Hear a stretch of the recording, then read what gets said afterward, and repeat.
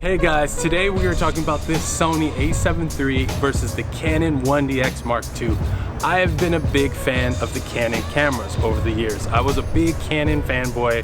I was a big fan of the C300, C100, big fan of the 5D, the 7D, all those cameras. I've always been a big Canon fan. If you're looking for a professional hybrid camera that shoots video and photography, you're gonna be looking at cameras like the Canon 1DX Mark II and the Sony A7 III. So that's why today I wanted to put both of these cameras through their paces and just kind of see which the better camera in terms of video and photography. I'm just comparing two cameras that I really am a big fan of and seeing how they work in a shoot.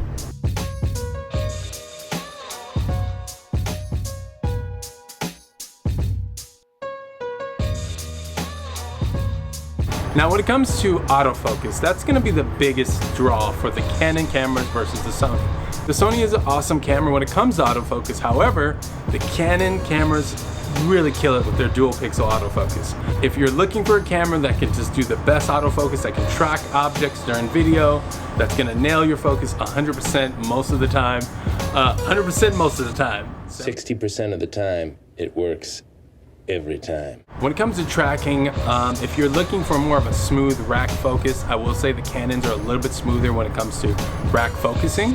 However, if you're tracking subjects, the A7 III does a really good job, and so does the Canon. I feel that Sony is really onto something when it comes to autofocus. In photography, both cameras kill it in autofocus.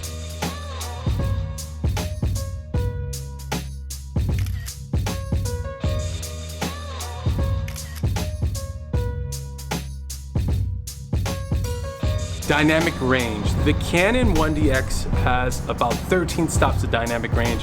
The Sony A7 III has about 15 stops. However, that's in their log profiles. The problem with the Canon cameras is they don't really have log profiles. Yes, you can hack them. Yeah, you can do stuff like that to get real flat color profiles.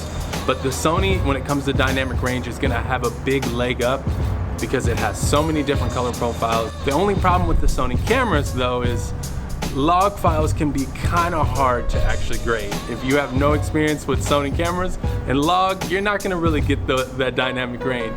Just keep that in mind, but when it comes to dynamic range, the Sony tops the 1DX Mark II.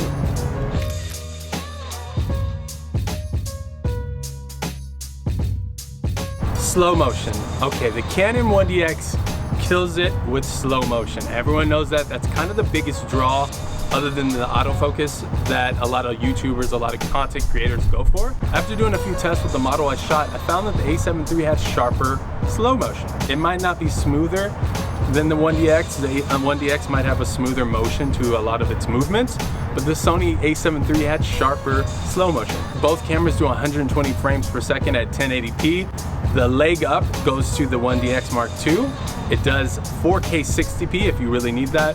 So both cameras do slow motion extremely well, just depends on what you need. The Sony cameras have come a long way when it coms to skin tones. The A7 III's new sensor really does a good job of capturing skin tones in a better way. The Canon, however, if you want something that's just straight out the camera that's gonna automatically look good, I would go the Canon 1DX. But if you really want good skin tones, both cameras can get you that. One tip, if you really want to get that Canon look, is get the EOS Pro Color Profile package. I'll put the link in the description. It's not going to take your Sony and just make it a Canon camera, but if you're worried about skin tones, there's a trick right there, and you can get those profiles, and they can really help you out a lot.